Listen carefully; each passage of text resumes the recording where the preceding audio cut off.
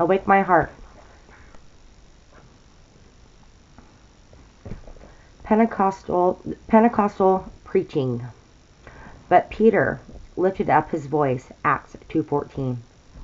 Have you ever reflected what forbidding difficulties Peter was up against when he preached his first open-air message on that historic day?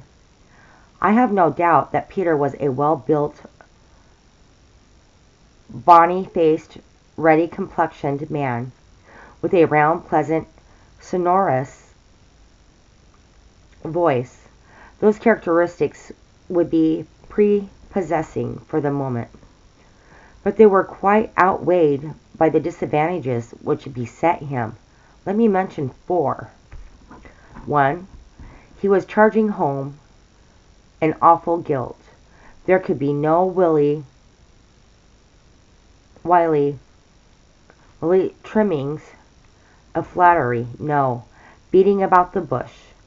Those proud Israelites had murdered their Messiah, the very Son of God. The blood of the most shocking crime in history was upon them, and Peter must convict them of it.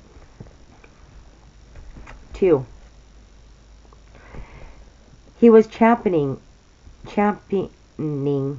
a new faith, a new doctrine, a new sect, a new religion, without a history, without a college, without prominent patron or figurehead. The new religion, so it seemed, of a murdered blasphemer. 3. He was challenging the most deep-set prejudice, all that was most ancient, venerable, fanatical in Judaism, would rise up in fearsome opposition. The religious leaders, the political power cliques, the theories of the learned, the passion of the mob, like swelling waves of an incoming tide, were ready to sweep the poor little preacher away forever, and Peter knew it.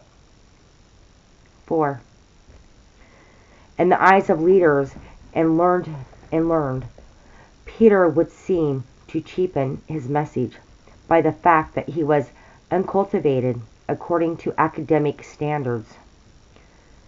He wore no college tie. He spoke with no rhetorical finesse. He had the up-country accent. He smacked of the homely fisherman. Who was this unlettered yokel to be declaiming in the crowded capital? Yet see the outcome. They were pricked in their heart. What shall we do? The same day there were added unto them about 3,000 souls. 37 and 41.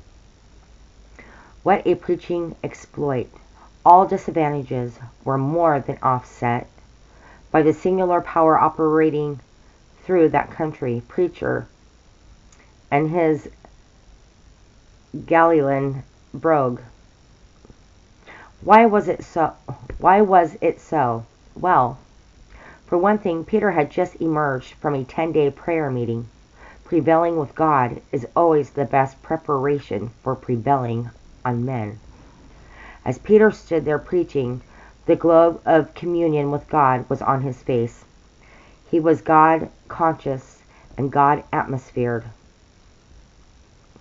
Besides this, Peter and his prayer comrades had just come into a transforming spiritual blessing. Cloven tongues, like as of fire, had sat upon each of them. The unction of the Holy Spirit was upon Peter. He had become endued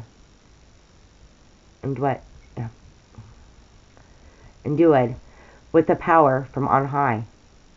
All the way through his address, he stuck to the scriptures. All the way through, he focused upon Christ. All the way through, he was filled with the Spirit. That was Pentecostal preaching. What does this say to ourselves? The symbol of the new dispensation is a tongue of fire. The great weapon of Christ's witnesses is to be Spirit-filled utterance, not military might, nor political pressure, nor any other way of worldly warring, but a tongue of fire. the human organ transmitting divine power.